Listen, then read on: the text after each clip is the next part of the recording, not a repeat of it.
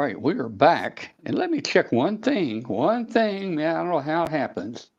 Let me see where this mic is. Turned on. Communication mic jack. Nope. I think we got the right mic jack. Right mic. Let's see. Well, let's see. Test 1, 2. I'm not hearing any echo. Test 1, 2, 3. Is that any different right there? Hello. Okay. No. We're going to go with that. I don't know. The mixer says it's, I mean, hey. Oh, probably something wrong. I don't know. Okay. Hey guys, this is Amateur Radio Roundtable. It's a show about ham radio, amateur radio, shortwave, electronics, and all that kind of good stuff, man. We welcome you tonight if you're with us, especially if you're out there on listening on shortwave on WBCQ on 7490 kilohertz. Man, we welcome you. We're coming to you from Monticello, Maine, up there right on the Canadian border, 50,000 watts, a little low power station, 50,000 watts, but on shortwave on 7490, we are heard in a number of different countries. Hey, send me an email, if you will, to Tom at w5kub.com. Tom at w5kub.com.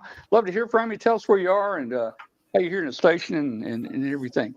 And I would like to invite you. You can join our live video show on Tuesday nights, every Tuesday night at 8 o'clock p.m. Central Time. Just go to w5kub.com. Join our Facebook group. We've got 14,000 members in our Facebook group. Again, w5kub.com. We'll get it. Get you in the Facebook group here. And if you will, hit that subscribe button right about there. Hit that subscribe button for us. And that will help YouTube to get the word out about our show to other people that are kind of surfing the internet and looking for shows about electronics for ham radio. All right, so got all the announcements I think out of the way. Hey, today is June the 6th. June the 6th, man. And if you look back to 1944.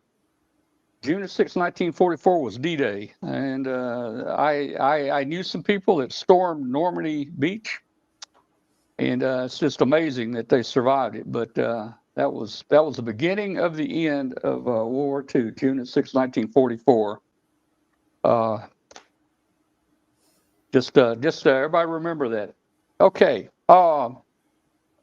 Well, I got a bunch of things to talk about tonight. I don't know. Hey, Glenn, how you doing, Glenn? Oh, we're hanging in there, man. Yeah. Let's see. Wait a minute. Let me hide that. There we go. Hey, Glenn. What do you mean you're hanging in there? Are you doing okay, man? I mean, I'm doing fine. The cat's recovering well. You'll probably hear her. She still has to be caged for another 2 weeks. No, man. Yeah, but she's doing well, and just a little bit at a time. But I'm just working my tail off on the new book. I don't want to be late with it. It's due at the end of September, so that's been occupying a lot of my time. And fortunately, they're letting me work from home so that I can be here to take care of the cat. So working from home all this week. What a job! You're dependent. You got a cat dependent. They let you work at home, man. That is so cool, man. Well, she has to be fed and watered every 2 hours. Is that right? Well, it's staggered. She gets food, and then 2 hours later she gets water, and then 2 more hours later she gets a small amount of food. She had stomach surgery, so you don't want to stretch anything. So it's all small bites. Look. If I was your boss, here's what I said about that. That's no excuse. You being Mr. Arduino, you should be able to design this little thing that every 2 hours would pop a little thing of cat food out and a squirt of water. Let me explain how this works. Yeah. If I was not allowed to do this, I'd raise my hand, pull the ejection lever, and say, I'm retired. So bring it. Oh, okay. So you it's kind of like you're holding the negatives on your boss, right? Fortunately, they're really good people to work for, and they're very understanding. And I was already working 3 days a week from home. So the extra 2 for 2 weeks is not a big deal. And I can do more of my job from home because I have more workspace. I have more computer access. I mean, I've got 3 computers within an arm's reach of me, and 1, 2, 3, 4, 5 monitors within an arm's reach of me. I can put another laptop here, and I've got 2 more monitors and a computer on the other side of the room. So, but you only have 2 hands, Glenn. Now that's what the 2 cats are hands. for. Okay. Hey, I still hear people in the chat room talking about our microphone. I don't know if our mic is on right. Let me turn it off and see if you can still hear me. According to Jeff, you sound fine. Hey, let me turn my mic off and say something. Nope, don't hear a thing. I'm coming through the system. Okay, you're fine. All right. Hey, gee, man. Man, I got a lot of things to talk about tonight. I mean, and I want some help. I want some precipitation from the group out there. Yeah, that's what I need, man. I want some precipitation from our chat room group out here. Guys, we've been doing this show for 9.5 years now. We're almost hitting 10 years. And I'm getting a little old to be doing this, And lately, I mean, I get busy, man. I get really, really busy with things around the house here. And it's tiring sometimes. And I'm wondering, how long can I keep the show up? So I need some encouragement and I need some help if we're going to keep this show going. Now, maybe I change the format. Maybe on Tuesday nights, I just get on 40 meters over there and I throw the stream up and we talk to people on 40 meters and have a good time and have a party and everybody gets some, a Coca-Cola or a 807 or whatever. And, we all have a good time on the air. I don't know what we do. So I'm trying to figure out, what's the next step here. We are going to Huntsville. We'll be doing the Huntsville Hamfest here in a couple months. That's going to be good.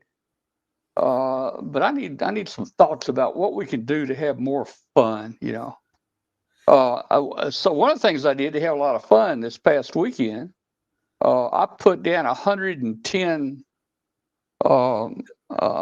bags of mulch. That's a few. I put down 110 bags of mulch, and I could have used another 110. But I could have probably used another 310 to tell you the truth. If I wanted to put it in all the flower beds around here. Okay. All right. So I got a couple things going here. Hey, we got a what is it? Let me put this picture on there. And tonight is what is it night. Now I'm going to give you a hint. Now let's see. I'm going to give you a hint. There it is. Yeah. There it is. Don't say nothing, Glenn. Don't say nothing. Now, I will give you a hint. This has nothing to do with that thing that buffs the floor. You know that machine, and you go, yeah. You go around on the floor and shine it and polish it, wax the floor. This has nothing to do there. So Mark P thinks it's a hard disc platter. Let's see. Let me get it on. Let's see what people think it is there. It could be a big grinding wheel for a grinder. Those things cut steel. Put it on that. It's a big asphalt cutter that they use to cut the trenches in the road for laying the wires for the traffic sensors and stuff. Yeah, I will say this. This goes back to like early 1960s. Anybody in the chat room? It is a disc. Okay. Actually, it's probably closer to early 70s. Really? Okay. And the reason I know this is because I worked on the 14-inch version of those. Okay. Does in anybody? 1977. Can anybody in the chat room tell me? Let's see if I can do this. Let's see if I can. No, that's not working. Let's see. Hide on stream. I'm trying to do some. What's going on here? Oh, I know what's going on. Bam. Let me do that. And let me do this. Bam. Like that. And let me do this. There we go. Hey, can anybody tell me how many megabytes that is? Megabytes right there, man. Need to know how many megabytes. Oh, well, Clifton says 16. That's not quite right. You're a little close. bit high. 5. That's not quite right, but you guys are kind of getting in the ballpark there. Actually, depending on the version, it could be 5, but not that one. Yeah, Because yeah, I've seen that picture. yeah. Well, I'm told this is before my time, see, but I'm told that was a 10 megabyte disk. That would be about right. Yeah. I would say, you know, they use them in that size from 2.5 to 10. Yeah. Um, Wow. yeah. And you stop and think today, um, you know, 10 megabytes, that wouldn't even hold one picture. It won't hold an email No, with an attachment. no, it It is won't, man. literally that, you know, your one picture would fill that entire disk drive. Yeah. Man, you know, I cleaned out my desk drawer this week and I've got like 50 thumb drives and I'm looking at them. Some of them are pretty old and some of them are very big, you know, 250 megs, you know, I mean, maybe even smaller than that. I don't know, man. I'll take them all. Will you? Well, you Yeah. know, I took some pictures off Kathy's old phone. She was trying to get them off. She had, I think it was 8 gigs of pictures on an old phone that I needed to get off. You know what I did? I just put them on I copied them to an SD card. I had a 64 gig SD card, man. I just copied them to that, man. That worked out better. Pretty much, yeah. But Yeah. no, I have occasions where I give away a thumb drive with like a copy of my presentation on it. So I'm always needing a couple spares. So I'll take your whole heap, and what I don't need, I'll find a home for or throw them out myself. Well, I guess your presentation probably didn't require too much, does it? It's about, oh, what, Maybe 60, 70 meg with all the yeah, pictures and yeah, stuff. yeah, not bad at all. Yeah. Yeah. You could, But, you know, like, let's see. like at Dayton, I gave a copy away to a couple of folks at ARRL. Yeah. Well, One to Dave Minster, so he could see, you know, what I was doing. all right. Well, you know, I need to get the old floppy back out, you know, and put some stuff on the old floppy drive here. You know, again, there were days, you know, when I first worked on used my first floppy drive, it was a 8-inch drive with like 256K of storage. And when the 1.44 meg 3-inch drives came out, I thought, this is the cat's meow. This is more than we'll ever need, you know. And you know, I I didn't got have a anything. 1.6 gig hard drive, and I thought I was king of the hill. I didn't have anything that nice, man. I had a VIC 20, you know, with 8K of memory in it, and I had a cassette recorder. Yep. To record the for my memory cassette recorder. I don't even remember what it would do. Well, they used various encoding. One was Manchester, but they would actually store your programs on the cassette, and you would load your computer's RAM from the cassette, because we didn't have storage like hard drives and floppies back then. Yeah. Hey, I need to get that out of the attic. I bought a card that plugs in the back. You know, that VIC 20 had a big slot in the back, and I bought a card. It was called an Air One. And the Air One copies and sends Morse code, man. Wouldn't that look good on my desk square? A VIC 20 there with that 7610 sitting right there, man. You know, I had to give me an old TV set though to hook it up to, I guess. Yep. The very first article that I ever got published was in 1979 in the old Kilobaud magazine. It was a radio teletype interface to a video display unit, so that you could send and receive radio teletype on a terminal rather than a big clunky machine. And that was all written to run on, and the ASCII to Baudot conversion was all done in the RCA 1802 CPU, little itty bitty microprocessor from 1977 era. Mm-hmm. You know, so that was how I got started in this way back when. And you're probably still using some of that.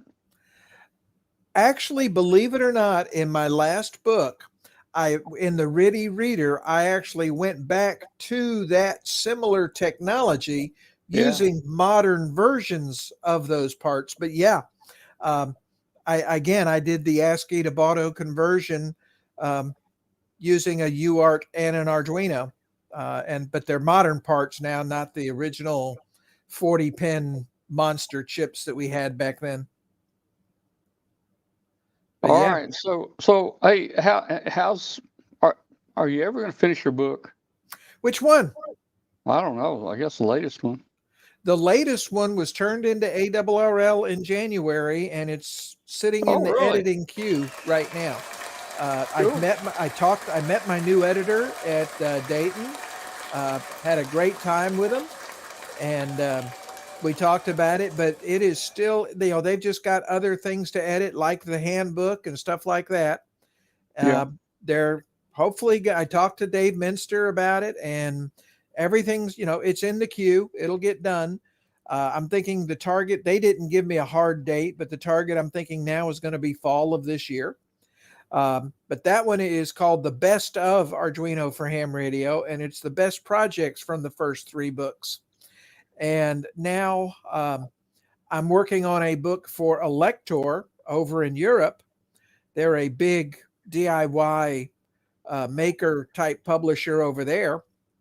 And I am doing a book for them, and that one has a deadline of September 30th. Oh And boy, so that's, September, August, September. Are you gonna yeah. make it? Are you gonna make it before Huntsville?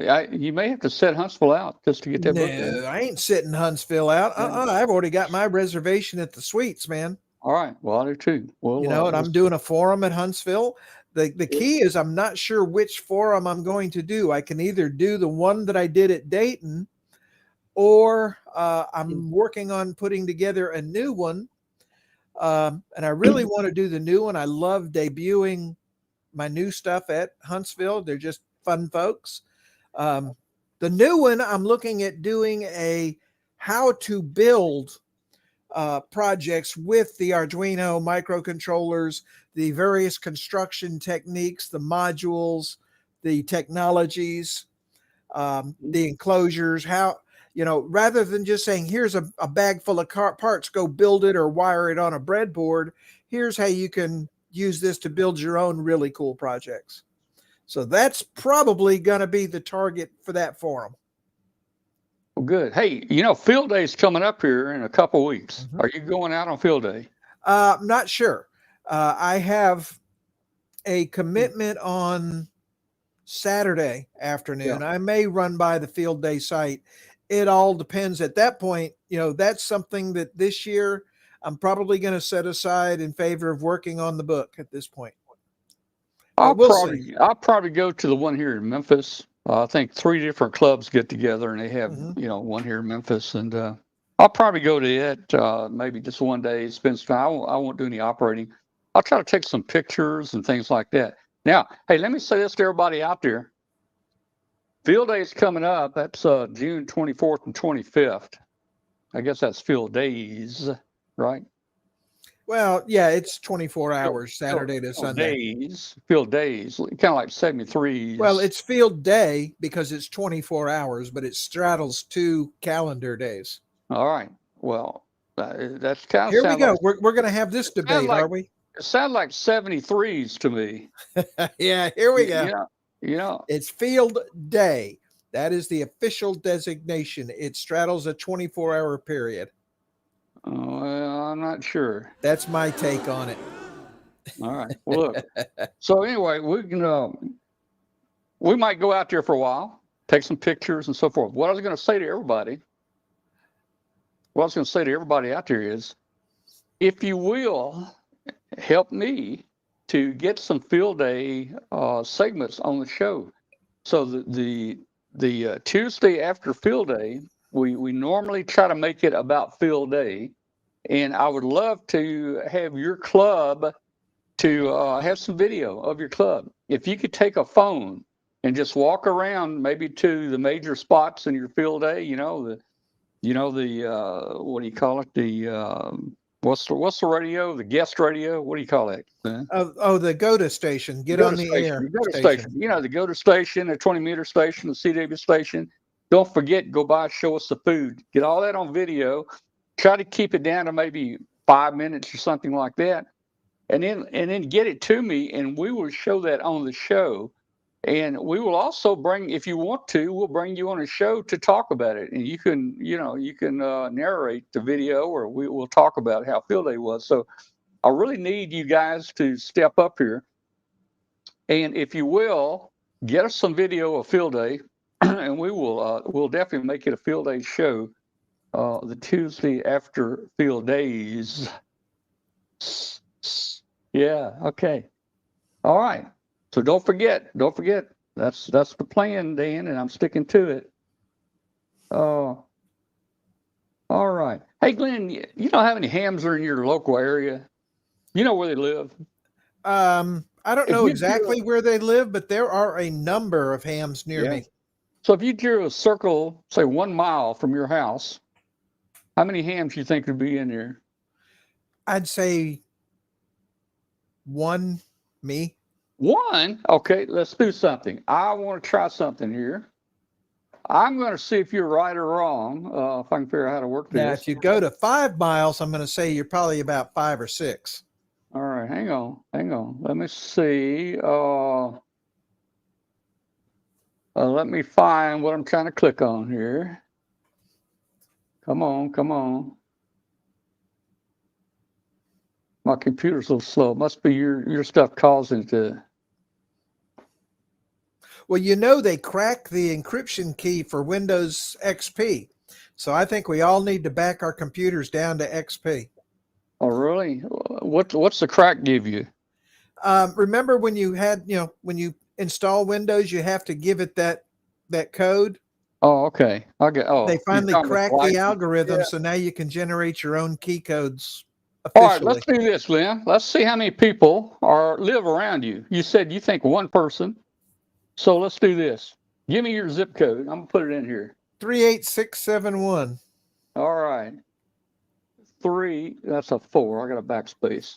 Well, once a call sign, you can use a call sign. Wait a minute. Don't want to use a call sign. I want to do zip code. And 38, what was it? 671. 671. Let's see how many people are near you. All right, here we go. Hocus pocus. Show us how many people are near Glenn. Glenn thinks only one person. Come on. What's wrong with this thing? Why is it taking so long? Did it pop up a tab or? No. Not yet. Maybe I got to click it again. There we go. It says processing. What?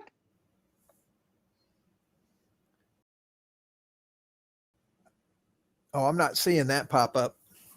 38671. Uh-huh. I'm gonna put mine in here. 38017. And what's going on here? Well, for some reason it's not working. All right, hold on. I can do it from here. Hang on. Can you do it from there? You got the address? Just don't change the screen, and I'll type the address.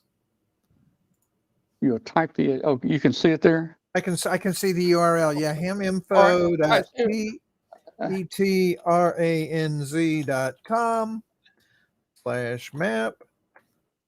Yeah.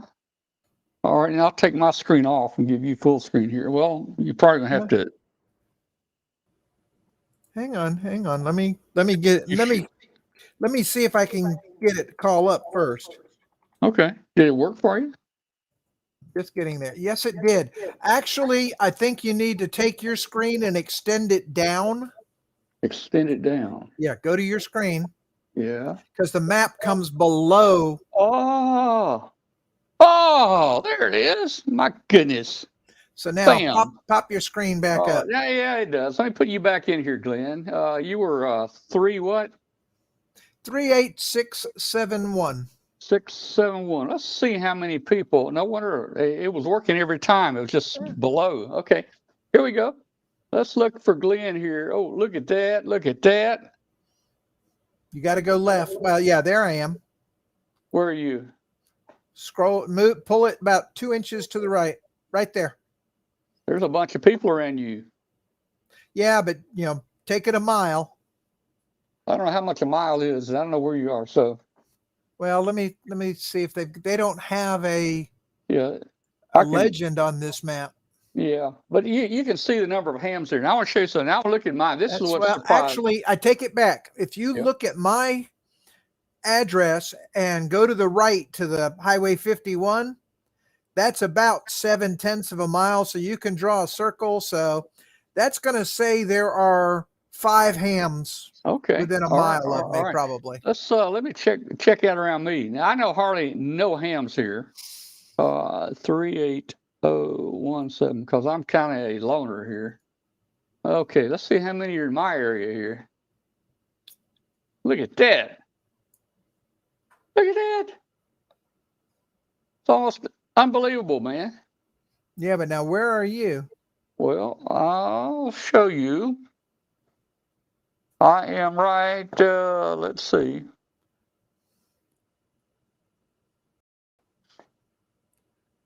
I thought it would be centered. Let's see. Okay.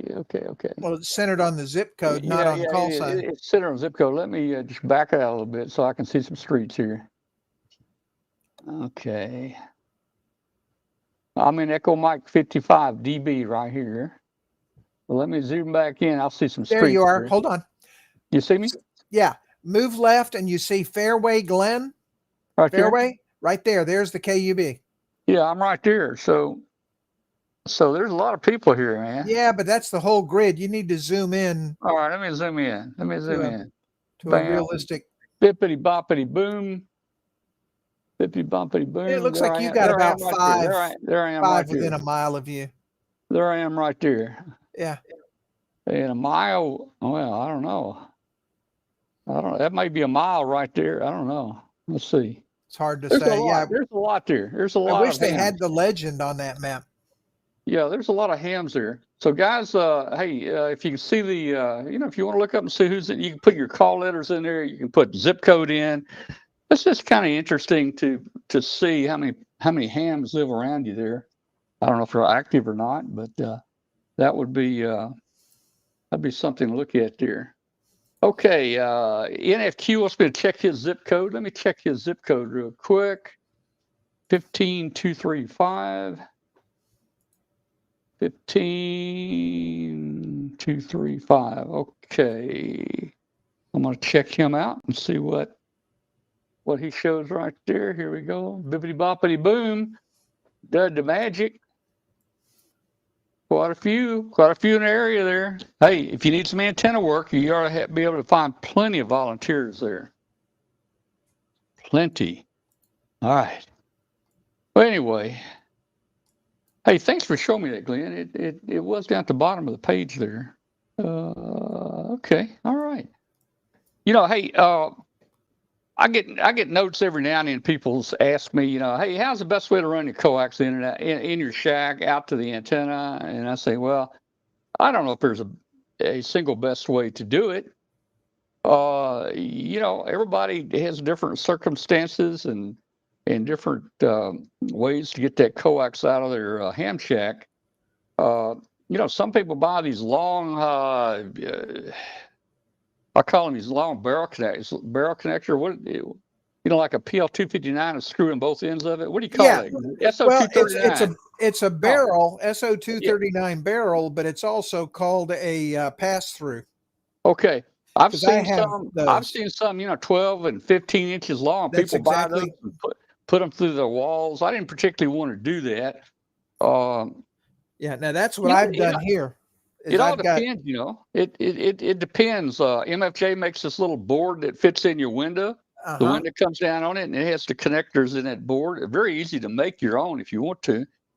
Some people, can come in through a basement and up through the floor right there at their shack. I shot a little video today 3 or 4 minute video. I show you what I do. I actually cut a hole through my brick in my wall here. That's what I did. Is I cut out a section of brick, which was absolutely painful, by the way, because the concrete had, it's aged concrete, and it's like, it's almost as hard as the brick. But I mean, I finally got 2 bricks out and laid a board in there, and I've got, I think I've got like 7 or 8, 10 pass-throughs. I'll tell you, bricks are hard to put a hole through. You can go through the mortar really easy, but you can't hardly go through a brick, man. This mortar is so old, it's almost as hard as the bricks. Oh, really? Yeah. So it took forever to get enough. But I've got like 10 pass-throughs. I've got something like 7 runs of LMR 400 to the antennas. Yeah. But I've got so much metal in the air, it's crazy. I'm running, I got 4 runs of LMR going out to my my antenna farm out there. I thought about doing a coax switch, but I'm like, no, I really like the separate runs because, I'm listening on the local 2-meter repeaters, particularly for the weather nets when stuff gets bad. I've got the satellite, I've got the HF, I've got the cobweb, I've got the 6-meter, and another set of 2-meter and 440 beams at the top, so then I got a 2040 dipole out there. Then I have an all band vertical out there. I ran 4 runs out there. Now, one of the runs, I've got a 7-position switch on it out there. So, that gives me 7 different antennas plus the 3 others that are direct. So the LMR 400 I had it's 132 feet out there. So I've got 4 runs. That's almost 500 feet. And, of course, in my old job, we had companies that would put in VSAT or satellite dishes for us around the world. And they actually left me with a wooden spool. I think it had about 500 feet of LMR 400 on it. So it worked out pretty good for me. I'll show you what I did here. I just, hey, if you want to cut a hole through the brick, do it, man. I mean, you can always patch it up if you move or something. Exactly. Let me show you what we got going here. I'll show you how I get to my antennas. It's nothing, just great, but my shack is in the front of the house. The front south. It's on the west side, southwest corner. Here we go. Okay, a lot of people have asked me, how do I run my coax cables out of my ham shack? Well, there's a lot of different ways to do it. My ham shack is on the front corner of the house. I'll show you what I did. We come around to the side here. So basically, my desk sits behind this wall right here, and I cut me a hole through the brick right here, put me an LB there, and some 2.5-inch conduit that comes down, and that's what I run my coax through.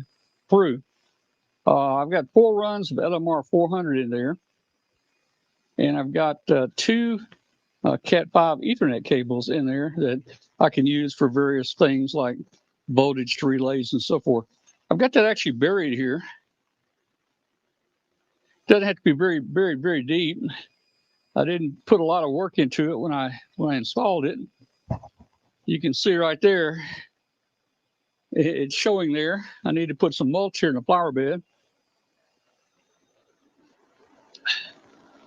But my antenna farm is 132 feet from my operating disk. So one of the things I had to do when I ran that conduit back here, I actually had to cut out the concrete. You can see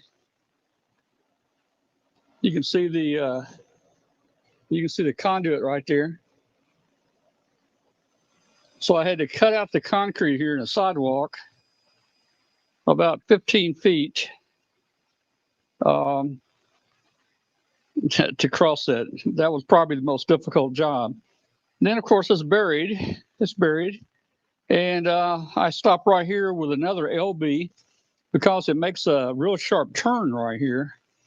You can't pull that coax through a turn like that. So this LB box allows me to pull the coax through it and out, and then feed it back in, and then feed it across there. So we go under that flower bed, and way over there, you'll see some plastic boxes, and that's what I use to waterproof my antenna system or my antenna connections with. So let's walk over there, and you can see that's about center of the yard. I've got a lot of trees all over my yard here, and they're good for holding up dipoles and vertical antennas and so forth. So again, we had to come under this sidewalk here, and under the grass here, and we came over to this is our distribution point right here for all of our antennas. Our 4 runs of LMR 400 come up under there. My Ethernet cables come up under there.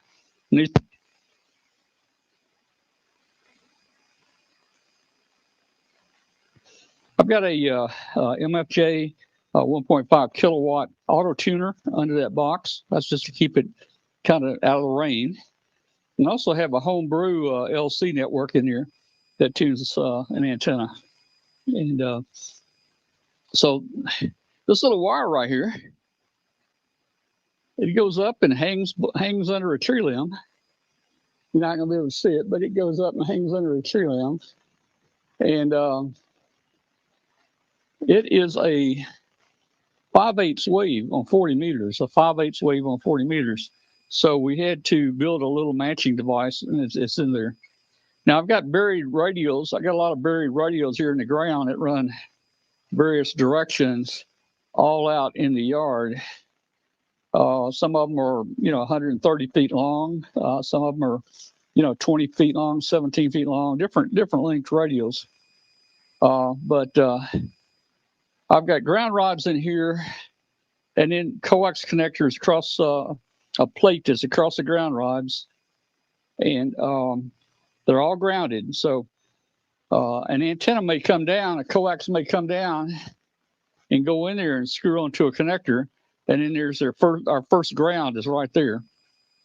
So we've got both coax going in and we've got open line going in, and that open line, by the way, goes up about 90 feet in the air. Not gonna be able to see it, but it goes up about 90 feet in the air to a extended double ZEP. That extended double ZEP is 172 feet long for 40 meters. My lot is 150 feet wide, so I've dropped the ends about 15 feet on both ends. So that's quite a large tree there. That's really, really, really, really tall. And that first limb out there, that first limb right there is about 80 feet in the air. And I don't know if you can see. You might can see the wire. I don't know where it comes down. Let's see. Oh, I can't see it.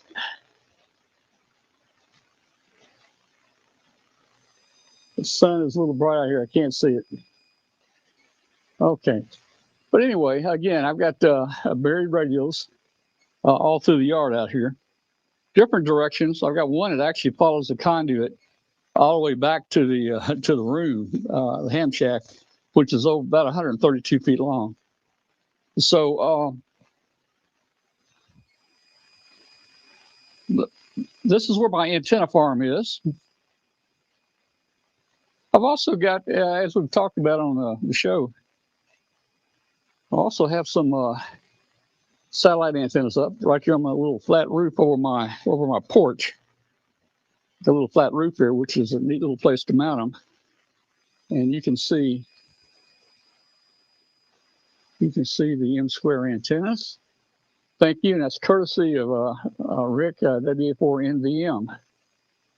It's got the Yaesu satellite tracking rotors on there, which will, with the SAT system I have, it will actually follow a satellite automatically, and I don't have to do anything except talk. All right, so that basically is how I get out to my antenna farm, and the satellite antennas are actually the coax comes in a different way. It actually goes under the soffit of the roof back there, goes through the attic, and it drops down the wall. Drops down the wall right here in the ham shack, and that's how we connect our satellite antennas. So, hey, everybody's different. I need to do some work out there. I've got a lot of antennas out there, inverted V's, dipoles for various bands. I like resonant antennas. I've got several vertical antennas, the extended double zip out there. The problem I've got, Glenn, is I don't do much maintenance on them, and they've been out here for a long time. And let me tell you, I think the rope, I've got some of this good rope made for the antennas, and it doesn't rot. I forget what it's made out of, but I think it has grown in the trees. So I tugged on it the other day, and it doesn't really tug on the wire. So it's probably grown in the trees up here. So I don't know what's going to happen. We'll have to see. But that's kind of where we are with the antenna farm here. It's behind the house, and the nice thing about it is the wire antennas blend in so well with the tree limbs and everything up here. You can't see them. I mean, I can go out in the backyard and try to check and see if I've got a broken wire or something. I can't even look up here and follow the wires because they're just not very visible. And people walking up and down the street don't even know I've got antennas out there. I used to have a tower up, 80 feet of tower, tri-banders, 2 meters on it, all kinds of stuff. I had a microwave dish on there, all kinds of stuff. And I just decided not to put it back up. I had it for like probably 40 years or longer. And I just decided not to put it back up, particularly when I moved. And I like the stealth antennas. They work just as good. Okay. Well, Glenn, you got some antennas you got to work on, don't you? Wait a minute. Why are you not talking, Glenn? Is Glenn Because muted? it's on my end. I muted it because the cat's making noise. Okay. Yeah, my cobweb got torn up in the winter from all the ice storms and stuff. And I've got to get up there and rehang all the wires. I've got the wire. I've got, everything ready to go. Just don't have time. All my other antennas are up and just fine. Had to take down my Gap Challenger vertical. That's an 80 through 10, actually 80 through 6 meter vertical, because a couple of the joints and connectors got dirty and needed to be cleaned. And so it's back up. But, I've got a 20 through 10 meter beam with the work bands on it that I'm really, really loving. It's on a 40-foot tower. And then I've got a 6 meter beam. Actually, it's the MFJ 6 meter, 2 meter, and 440 beam on one Wow. assembly. That's nice. At the top of the tower. And then I've got a 2 meter 440 vertical above that. And and then I've got a 2040 dipole that's strung along parallel to the roof. And I want to replace that with an end fed to go all bands with that. I saw what I wanted in Orlando, and I'd hoped they'd be at Dayton, and they weren't. So I'm either going to have to order it from them online, or hopefully they'll be at Huntsville, or catch them in Orlando next year, depending on how my schedule works. Because right now, the tight deadline on this next book is preventing me from doing a whole lot. My friend and I worked on my deck this past weekend. I'm expanding my deck about another 300 square feet to take it right to the edge of the property line. We backed off from that just out of safety and caution. And the neighbor said, take it right to the fence line. So that's going to give me another 300 square feet of deck to to chill out on. So we've been doing that Cool. the past week or so, and just house repairs. But after that, the cobweb's probably going to be the first thing I put together just before winter hits, unless I can get some time before. It all depends on the book. And the thing is, when you do a book, I have this wonderful outline thing that I do on a spreadsheet, and I keep track of everything that I'm doing, my notes, the projects, the chapters. This is all thought out before I even start on the book. And you can see I've got my notes scattered throughout this thing. And I just use that as a checklist. And you can see the colored in areas are the parts that are complete. Now, this is actually an older version. I've got an updated one. But this is the contents of the book, item by item. And, you just don't know how long each piece is going to take you. So when you're working on a deadline, and in this case, it was a deliberately tight deadline that I set because I want to get the Arduino stuff into the European market as soon as I can.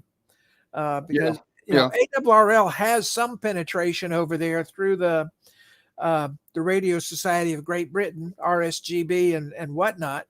But Elector is a big maker DIY group, and they want me to do their Arduino for ham radio stuff. And so I'm viewing that as a great way to get into the European market, which is going to lead to me possibly getting an all expense paid trip to Friedrichshafen or one of the other big hamlets over in Europe. That's the deal. So all right, we want to get this out in time for the Christmas market. Yeah. So Okay. I've got this Good luck deadline, there.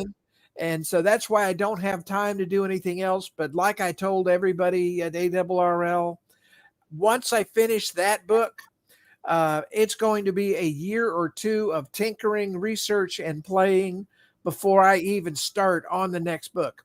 Now, that being said, I did have some nice productive talks with ARRL, and the current philosophy is they want a minimum of 3 more books. Oh boy. On the Arduino type subject, mainly. Hey! Can you have Chat GPT write them for you?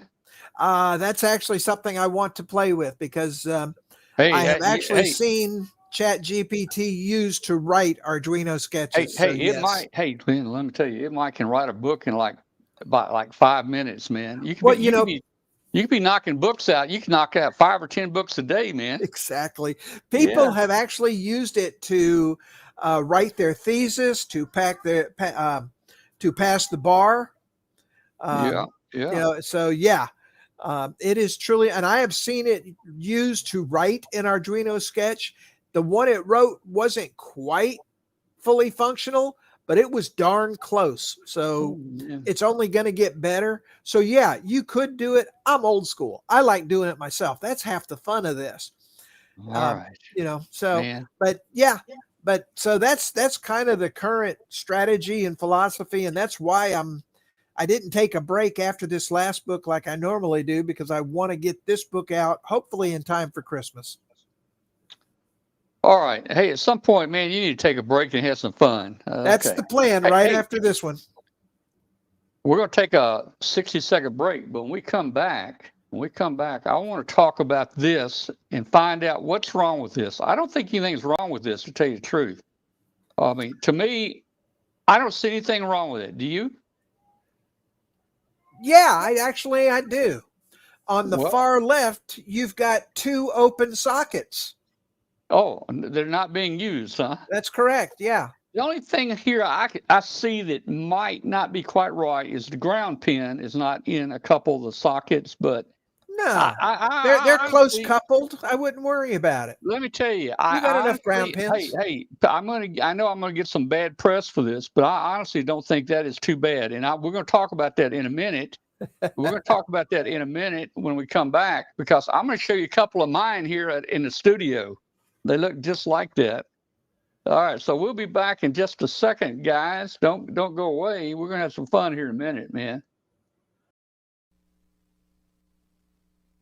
Got cabin fever? Look no further. Spring is in the air, and ICOM has just what you're looking for. We have top quality base stations, mobiles, and handhelds that are perfect for working your favorite bands. ICOM's newest amateur FM transceiver is the IC V3500. With a compact body and simple interface, this radio is a must for those looking for a long-range mobile with a fresh look. The ICT-10 is a rugged portable that meets or exceeds standard military testing. With an IP67 waterproof rating, the ICT-10 can withstand any field activities ahead. Hear transmissions and listen to FM broadcasts with the loud 1500 milliwatt speaker. The IC7300 is a high-performance, innovative HF transceiver with a compact design that will far exceed your expectations. This innovative HF transceiver digitizes RF before various transceiver stages, reducing inherent noise in different IF stages. The IC7300 changes the way entry-level HF is designed. Visit www.icomamerica.com/amateur for more information on ICOM radios. All right, I think we are back. Now, hey, I don't think there's anything wrong with it. And I'm going to show you something. I want to show you something right here. Let me see if I can, let me bring a picture or two up here. Yeah, real quick, Tom. There's a gentleman in our chat room, Trippy, AC8S. I see Trippy here. I saw it. We'll try to open the line for him. Yeah, he's a Yeah. blind antenna builder, and he does it without soldering. So I think that's really cool. So Trippy, we'll try to get you in here in a minute or two. All right, so let's see. Let me do this real quick here, if I can find the right mouse.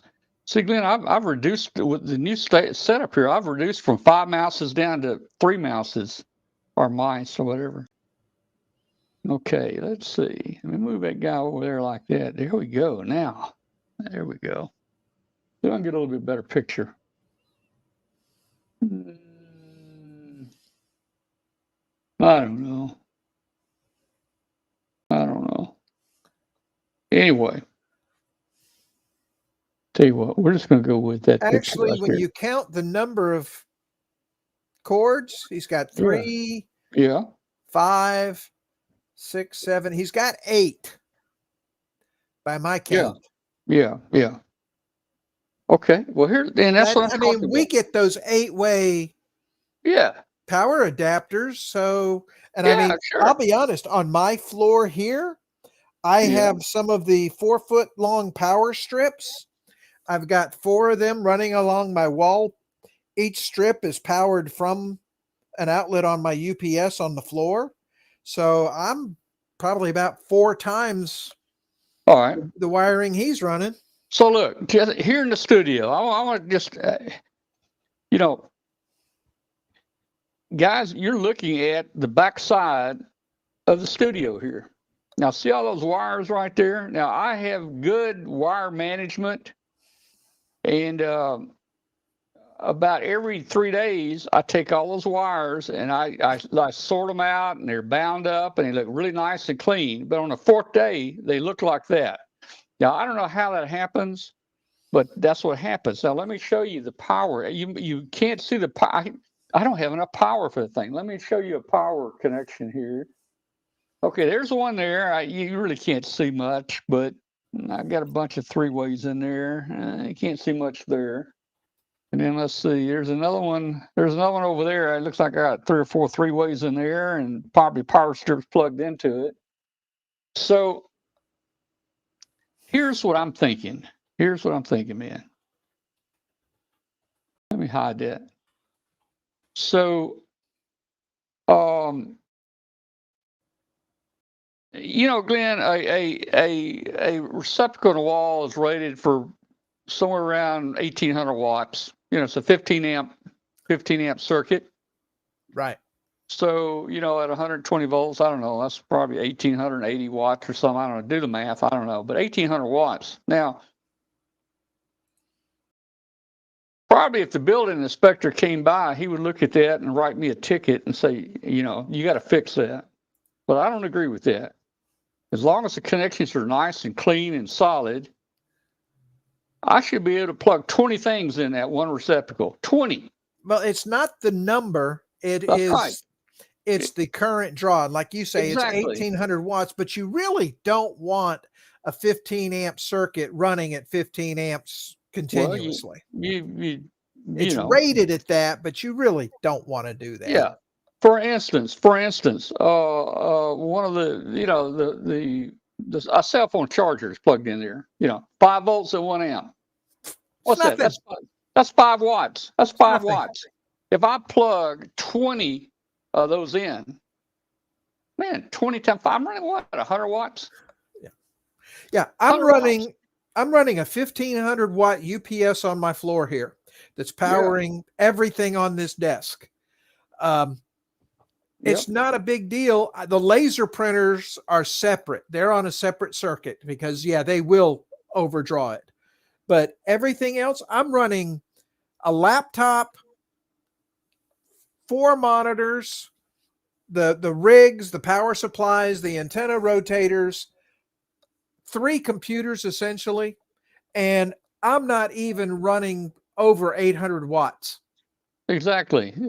So, when you look at that, it looks bad from what we're taught.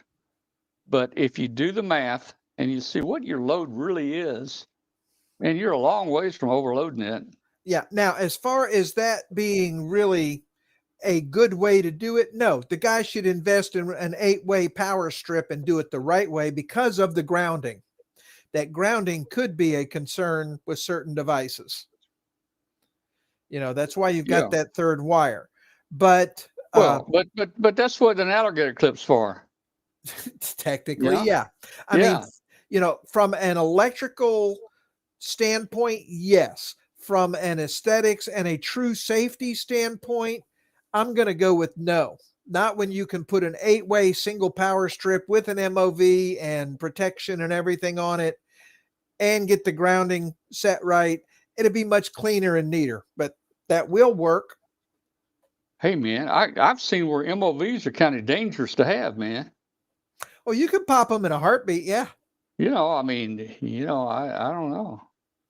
But either way, I mean, if he's only running 8 cords, he should make a $3 investment at Dollar Tree and buy an 8-way power strip and be done with it. All right, so I don't have a problem with that. Now, here's a couple other pictures.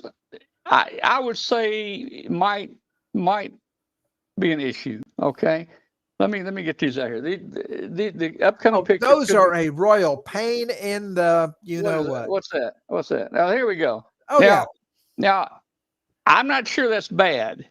Okay, because look, you've got a main breaker, a 200 amp breaker above that. Okay. Yeah. Well, no, I guess that might be a little bad. Well, if you think about it, if that's 20 and it's protecting a 20 circuit and it's popping, that says that leg is overheating and could be dangerous. Or it's saying that breaker is bad. That is true. Yeah. I actually do have a bad breaker out in my box outside, and I had to move to a spare because that breaker's been in there for so long. I don't think it can be taken out. Oh, yeah. It's literally fused to the bus bar. Now here's a good deal here. Yeah. I don't know if you can see that very well or not, but it looks like a main. There's a big switch there. That big switch must trip. But look, man, he found enough landscape rocks that he can. It fixed the problem. Well, he's just brought the ground a little closer to it, so I don't think that's a real problem. That's true. He brought the ground closer. No, so that's not a big deal.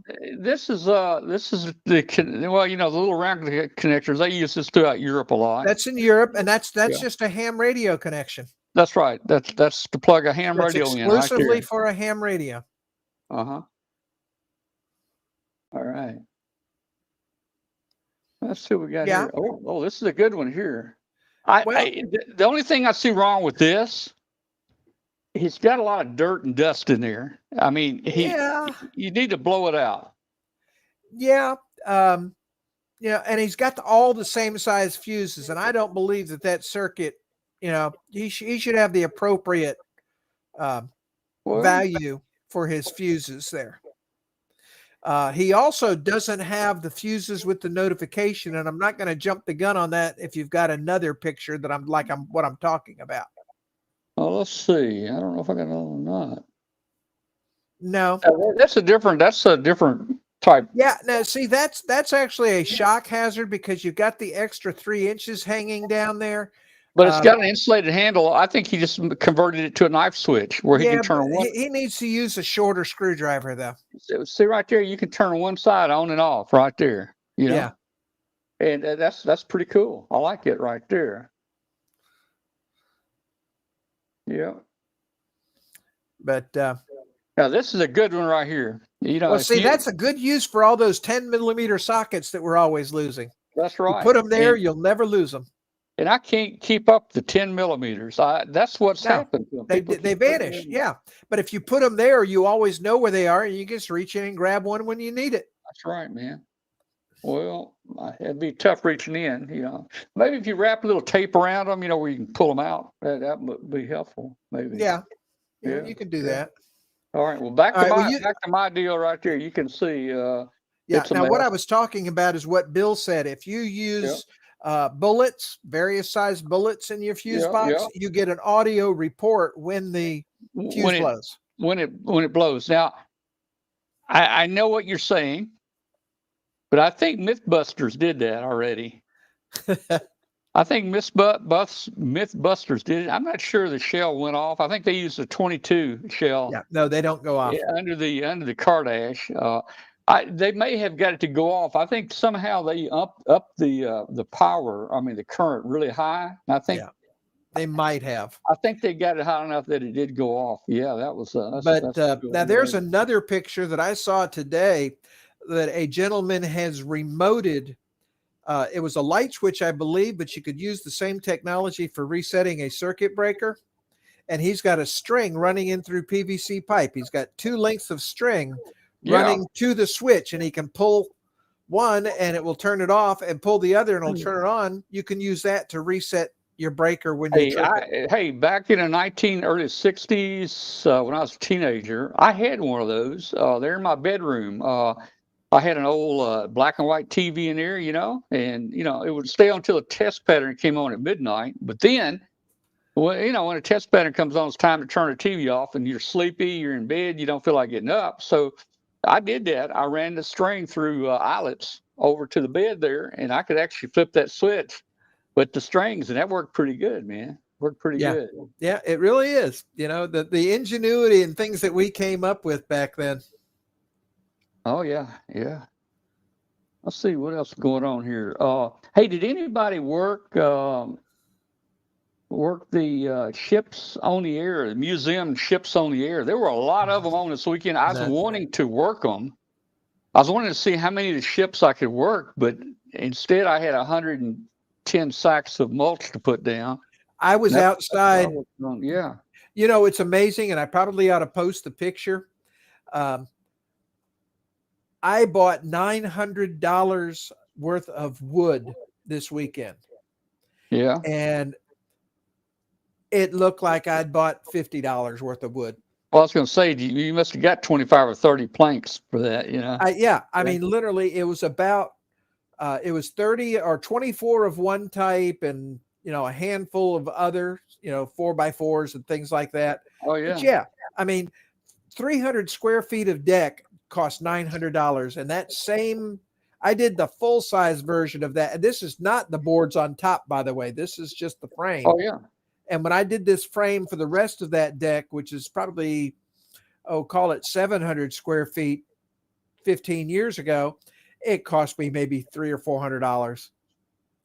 It's insane. Now, you go out now and buy a 4x4 post, you know, a 8 foot or 12 foot 4x4 post. You'll spend probably $60 for that post. These were 16s that I bought. Man. Yeah. So, yeah. Oh, it's terrible. Because my house is on a hill, and there's about a, I would say a 6 foot drop over 60 feet in my backyard.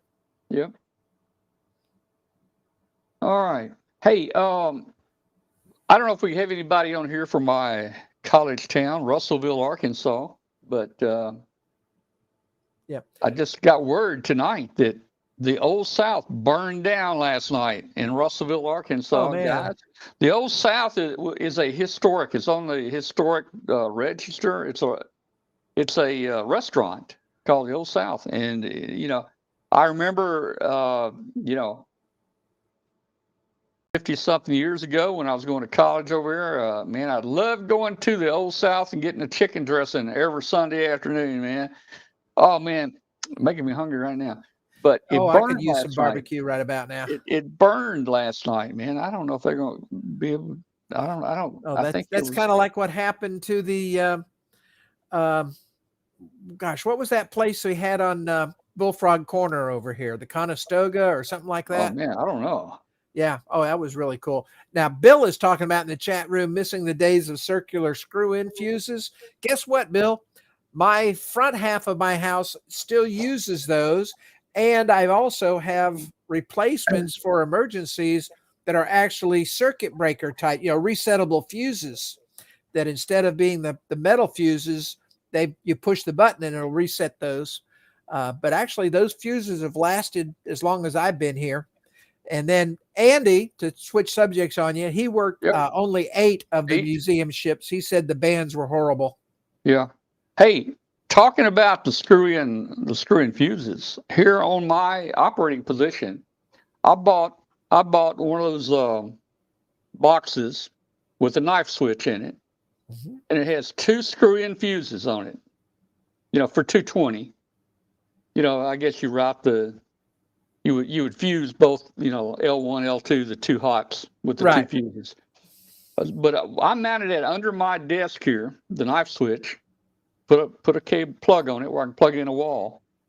And all my radio gear is plugged into that box here, and I use that switch under my desk. And what I did, I took the neutral and went through, say, the left fuse, and I took the hot and went through the right fuse. So when I turn that thing off, I'm disconnecting both the neutral and the hot lead. Now, the reason I'm doing that is, you can turn stuff off, but if you leave it plugged in and you get a lightning hit on the power line out there, it's going to come in on your equipment. And with this knife switch under there, I'm able to open that thing up where there's a 3-inch gap between the contacts there.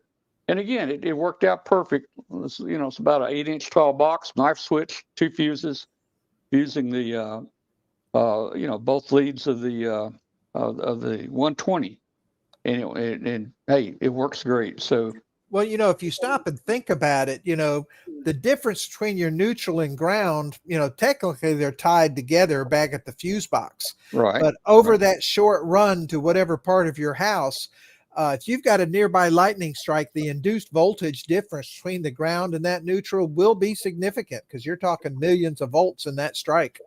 Yeah. Yep. So yeah, it can. Yeah. So it's best to isolate both legs.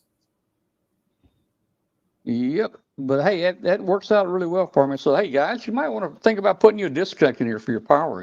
Don't just turn your radio off. Just disconnect it, man.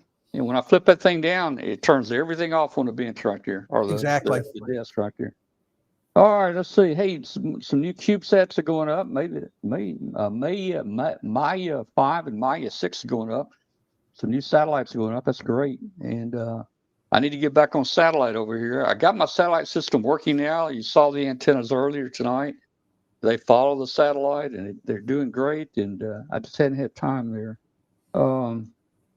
Let's see. Yeah, Mark in the chat room is talking about he had to get rid of his screw-in fuses. Mark, I live in Mississippi. If they made us replace them all, there wouldn't be a screw-in fuse or a fuse box left in the state. Because all of these houses have the screw-in fuses. Wow. Yeah. Okay. Hey, let me make an announcement here real quick since we're moving right along here in the show. If you're out there listening on international shortwave, you're listening to Amateur Radio Roundtable, a show about ham radio and electronics and shortwave and satellite and all those kind of good things about communications. And we welcome you. We ask if you'd like to join us here and watch the show on Tuesday nights. You can tune in to w5kub.com on Tuesday nights, and you can join us in the show and join us in the chat room right there. Love to have you. Join our Facebook group. It's just called W5KUB. 14,000 hams in that group now. W5KUB. Please hit the subscribe button right. Hit the subscribe button right there. Right. You got to make yourself. There you go. Right there. Hit the subscribe button. It should be right about there. You can do that. Okay. Hit that for us. We'd like you to do that there. And let's see. I got one thing that came across my feeds today. They announced the attendance for Dayton this year. I heard that. 33,100 something. Yeah. That's the most they've had in forever, if not an all-time high. It's the most they've had at Xenia. And I do have to say, it felt like the crowd was big, but it never felt overcrowded. Xenia is a really nice venue to handle that number of people, but I was great. I was happy to see it's actually increasing, and 33,000 people is quite a bit for that weekend. Yeah.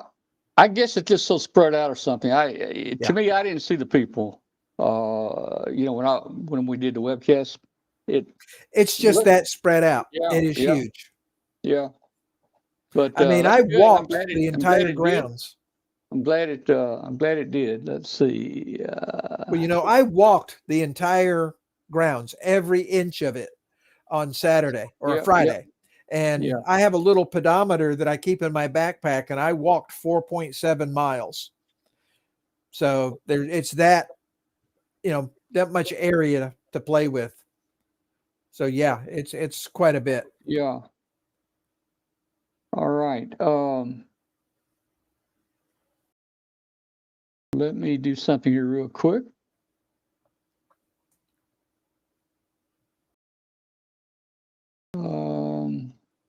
Here we go.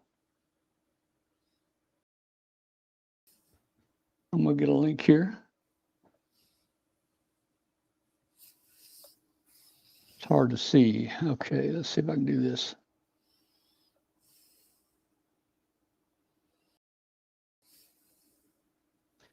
Guys, if you'd like to come on show with us here, I'm opening up a link here.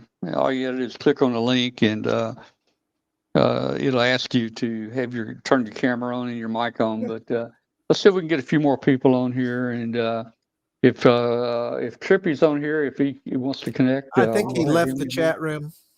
Well, I just saw another note there from him in the last minute or so. We'll see. But he left also. So okay. He might come back. He's tried it. So 3 or 4 he times. may come back. He may come back. But if anybody else would like to join us, we'd like to have you here tonight just to see how it works. We're on a different system tonight. You might have noticed that the pictures look a little different, and the formatting looks a little different. And you can join us just by clicking on that link here. If you'd like to join us here. So we got probably another 15 minutes or so of the show before we cancel it here, or before we end it. So I'm excited, Glenn. I want to do something. I don't want to do something on ham radio. I want to get back on the air or something. I'm trying to think of something we could do to maybe do some type webcast, chat room. Well, you need to get your satellite stuff going. Yeah, live. Maybe a net or something, or just. I don't want to call it a net. Net's kind of boring sometimes. Maybe we just call it like a roundtable where we all just get on and we talk, And hey, roundtable would work really good for roundtable. Yeah, it would. The biggest issue for me is, I'm just a little too far for us to work ground wave, and too short for us to get any kind of propagation. So, I mean, I'm pretty much out of luck. I mean, we'd be better off running a string between your house and mine.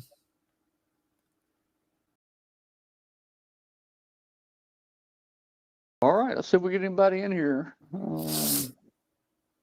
So far, nobody's. I think everybody's shy. They're mic shy or something. I don't know what the deal is here. Hey, I used to be. I don't know. Yeah, and it was really funny. Years ago, I was very mic shy. Yeah. And then I started showing the cats and got into being a cat show judge. And boy, that sure broke me of that habit real quick. And Yeah. then, of Yeah. course, now that I do the books in the forum, I don't even think about it twice. It's fun.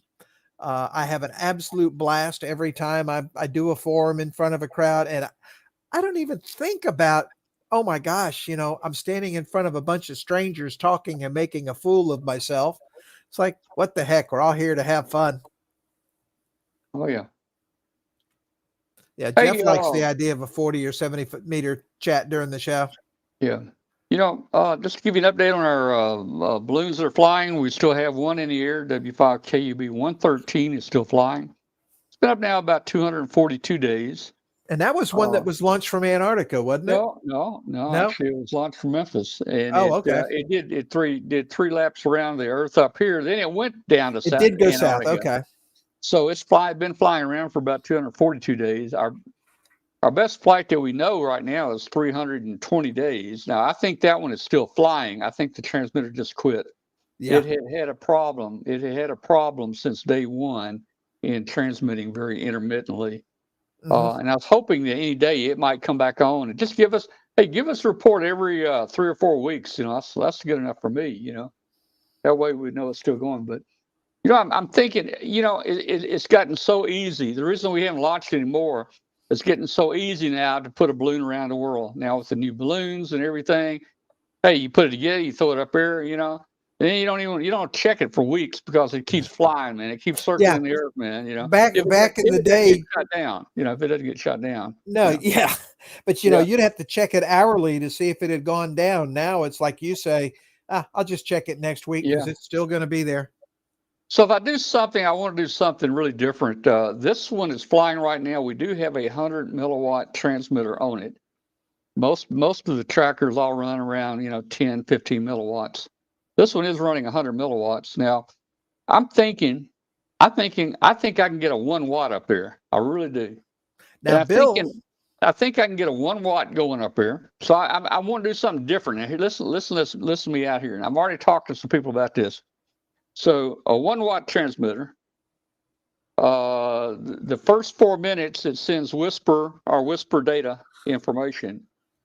The next 4 minutes, I want to send a beacon, just like Sputnik. Every second or two, I want to go beep, beep, beep. And then send my call letters. Now, it's legal on 10 meters to have an unmanned beacon. Okay, that's the only band that. It has to be from there up 10 meters or higher.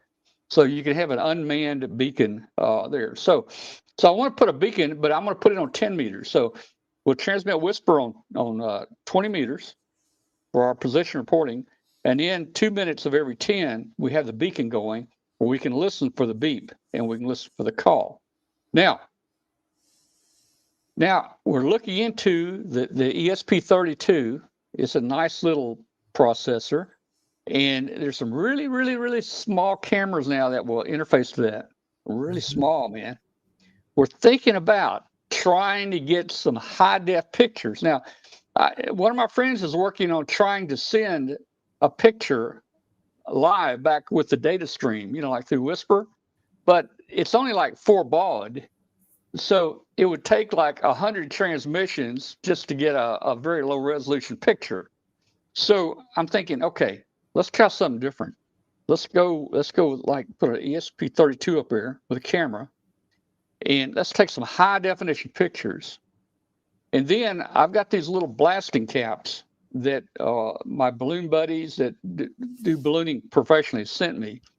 And these little blasting caps actually cut the line. So you could have your fishing line running through this little blasting cap. And you tell a processor when, and it will send a voltage at blasting cap, and it'll cut the line and release it. Okay, so I'm thinking we do an ESP32 with a camera, get some very high definition pictures. It's going to go across the United States at some point. Now you don't blasting cap it the first day. You let it make one complete revolution around, and then when it comes around, the next time it hits, and we use geofencing. All right, for instance, in Memphis, let's draw a box geofencing, say 100 miles square, and if it crosses that box, then the blasting cap blasts and it drops it in that 100-mile box. Okay, now, so it's going to drop it in 100 miles. I can be there in a car in like less than a couple hours. And if we had some search teams together, and we knew what area it's going to drop in, we could plan ahead. Now, the next thing I'm looking at is to get better resolution on the latitude and longitude. So I'm looking at some. You know how you got these what's the Apple? Like Apple Tag. You got Apple Tag. You there, Glenn? Yeah. Yeah. You got Apple Tag. I think, but that's Bluetooth. And then it's short range. But there's some other trackers like that are very light that use LTE, 4G LTE. It would cost me about $20 a month, but I could put one of those on there, and it would even work on the ground. So we go over. Let's say I'm in a recovery zone 1, 100-mile box around me. Let's say my buddy's in recovery zone 2. That's a 100-mile square box north of me, and so forth. So we put boxes across the United States from north to south. And when it crosses one of those boxes, it's gonna that plastic cap is gonna cut the line, and it's gonna drop it within that 100-mile square. All right, now it's gonna drop it there, and with that additional tracker, with the 4 LTE tracker, it's going to send the location within about 3 or 4 foot, and it will work on the ground. And that way, we can send a balloon around the world, get high definition pictures, and we can drop them where we can recover them. What do you think, Glenn? Well, my biggest issue is what you stated at the beginning, that you want to run 1 watt. And it kind of carries through the theme of everything you said. And that's, what kind of power budget are you going to need to A, run the 1 watt, and B, separately run the ESP32 with a camera, and to run the LTE transmitter, and hope that it lands in a position that the solar cells are getting power to drive this. Yeah. Now, some of these little LTE trackers, it states on here that the battery is good for like 6 to 8 months. Okay. But if you transmit every 1 minute, of course, it probably cuts it down to 3 months. I mean, that's what I'm saying. Your power budget's going to be a big concern. So I don't have to go 1 watt. I don't have to. But the thing I'm designing here and talking about is, we're going to know pretty much, hey, if it doesn't cross one of those boxes, let's say it goes across Mexico, it's going to keep going. It'll go till it comes back around again, but it will cross the United States on one of those laps. And when it gets in that geofencing box, we're going to blow the blasting cap. We're going to drop the payload, and we're going to have high def pictures from up here. Now, at 40,000 feet, you don't get great pictures like we got much better pictures at 108,000. Yeah, those were gorgeous. Those were absolutely gorgeous. And they weren't great, but it's the first one we ever did. Hey, speaking of 108,000, to change the subject just a little bit, are you familiar with the F4 Phantom? Oh gosh, yes, one of my favorite planes. That was the airplane when I was in the service. That Absolutely. was it.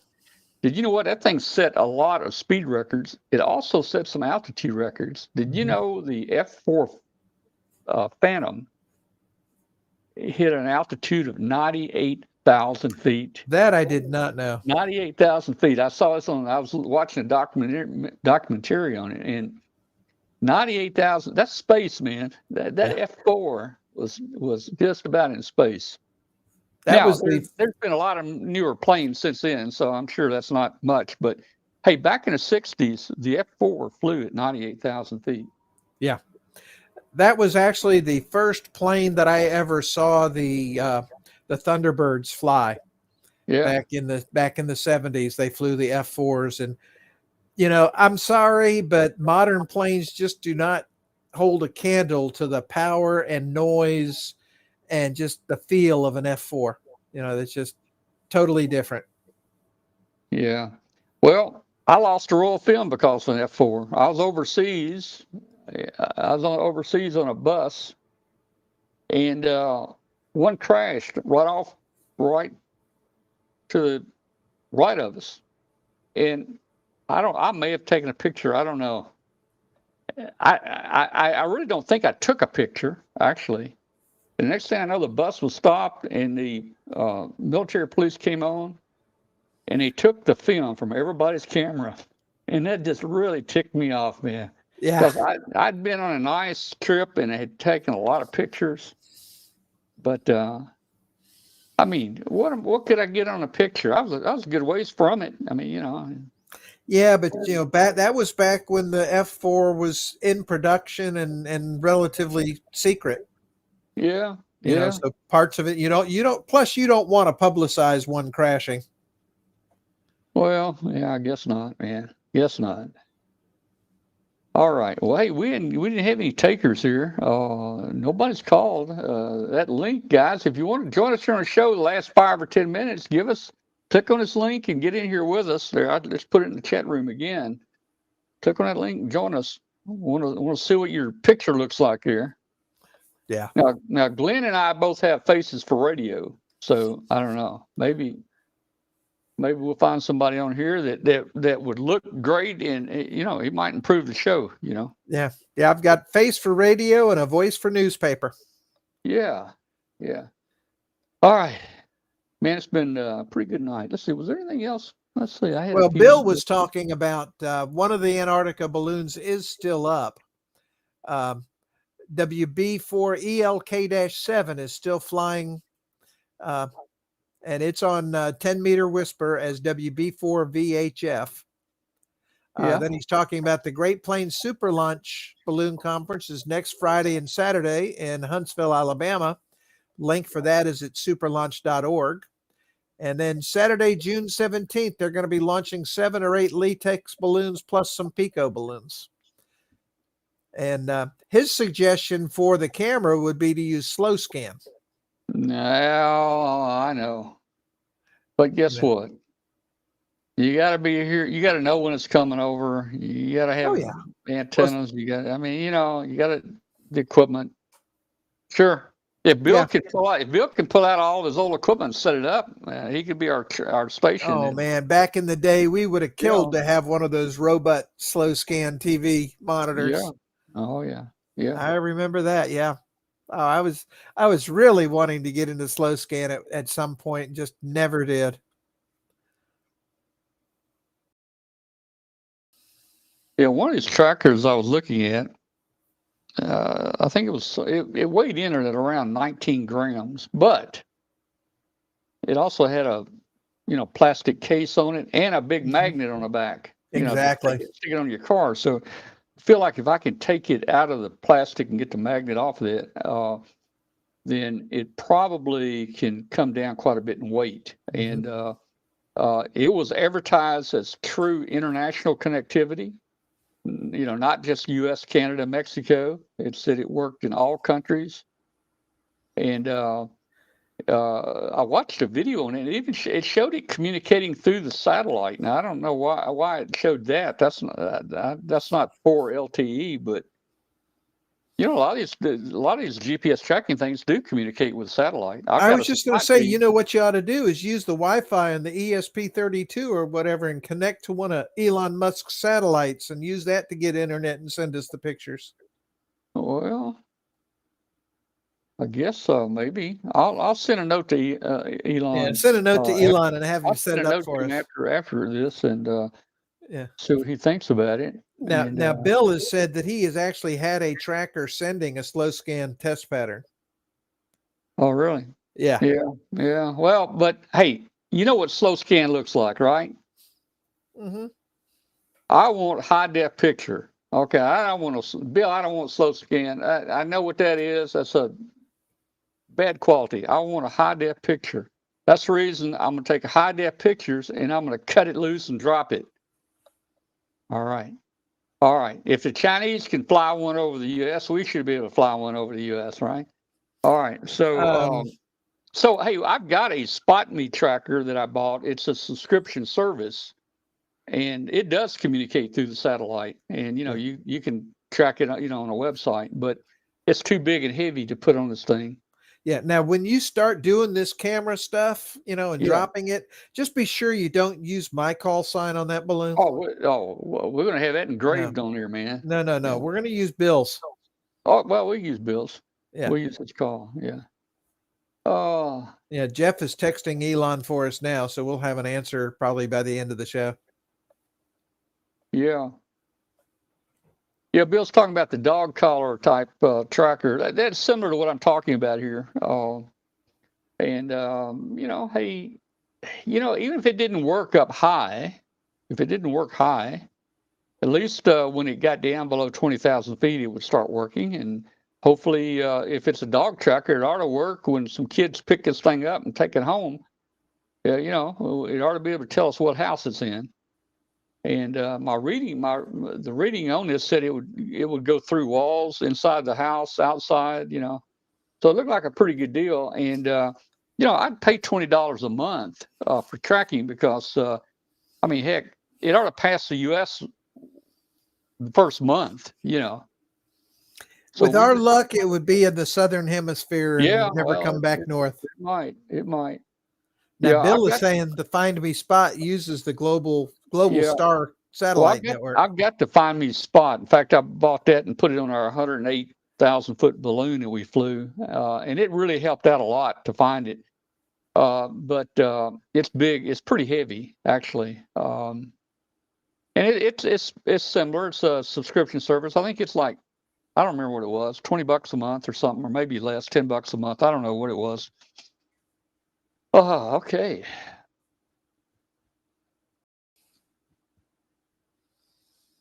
So, I figure, hey, if we can get an LTE tracker, to talk on the ground, it'll help us find it. And when we did the high altitude balloon, when we did the 108,000 foot, we had not only the ham tracker on there, but we also had the Find Me Spot on there. And the Find Me Spot, I used it more as it landed. It landed like 100 yards behind us in somebody's backyard, and we actually looked at it on the map and we said, hey, it's in that backyard 2 houses down. And we drove down there, and there it was, hanging in a tree, in the backyard there. So the only thing about the Find Me Spot, it says it's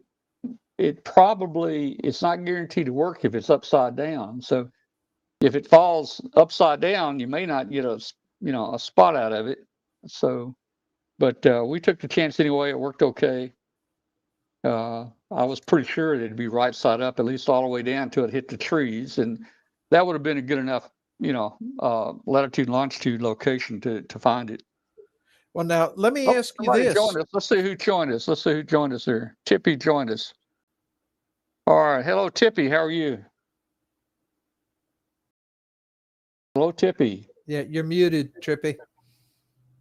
Gonna have to unmute. Let's see. Maybe I can unmute him. All right, Tippy, I unmuted you. Are you there, Tippy?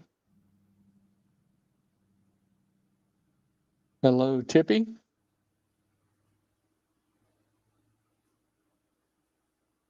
That's a cool name. What was it? Trippy. Tippecanoe and Tyler too. What was it? Yeah, what was I saying? What? No, yeah, that was Tippecanoe and Tyler too. Back for the elections way back when. Who was that? That was way back, man. That was your time. That wasn't mine. No, that was before my time. All right, Trippy, you there? We're not hearing Trippy. Yeah, he may have issues getting his mic going. But whatever came of your moon bounce operations? Mine? Well, yeah, weren't you going to try to do moon bounce at some point? We've never done it yet. I got to find the time to do it, man. I mean, being retired and putting down 110 bags of mulch and having a show every week, and I just don't have the time, man. Yeah, I know that feeling. Yeah. Yeah, Clifton But is yeah, saying I'd that like to. Yeah. Trippy writes a blog for DX Engineering. Yeah. Come on in here, Tippy. We're listening. I don't hear Tippy. Okay. Yeah, I'd like to do the moon bounce. Everything. Well, I have to run it on a computer because that set box I don't think does moon bounce, but Oh, I'd have to run it. surely you can have it look up at the moon and do the tracking on the moon. Oh, I mean to do that, but it won't run the what is it, FT9 or what do you call it? Well, no, 65. The JT65. JT65, yeah. I don't think it would do that. Well, no, you'd use it for No. positioning, and since there wouldn't be much of a Doppler shift, you won't need really rig control. Yeah, well, that's true. That's true. Because there won't be much Doppler shift at all. So use it to point the antennas and then fire up your JT65 rig. And if the moon is not in the sat, I think I can call the people. I think they can put it in the Most of those trackers have the moon and other planetary objects and stuff in them. Well, we'll try that one day. That's something I've always wanted to play with. We'll try that. Of course, right now, I've got a lot of green vegetation behind my house that I'd have to aim through. And the best way for EME is the moon. Your best connection is with the moon down at the horizon. You'd think if it was up high where you're looking straight at it, it'd be better. But somehow my studying says something about the Earth helps that signal travel, and it kind of speeds it up or something. And your best connection is when the moon is right at the horizon. That's interesting because you're actually going through more atmosphere. Yeah. I don't know. Well, I'll try to look into that. That's something we can do there. Yeah. Okay, Trippy, I guess you're not going to be able to make it here. We'll do it again another night. It's time to shut the show down. Man, we're at 9:41 here. I want to thank everybody out there for joining us tonight. This is Amateur Radio Roundtable, a show about ham radio, shortwave. We're glad you're with us. Join us next Tuesday, 8 p.m. Central Time, 9 p.m. Eastern on W5KUB.com. Or you can listen on shortwave again on Thursday afternoon, 5 to 7 p.m. Eastern Time on 7490. Join our Facebook group. It's called W5KUB, and hit that subscribe button. Again, that subscribe button is right here, right there, right somewhere right in there, if I can get it, right in there. Hit the subscribe button. 73, everybody. Thanks, baby. We had a good time tonight. We'll see you next week.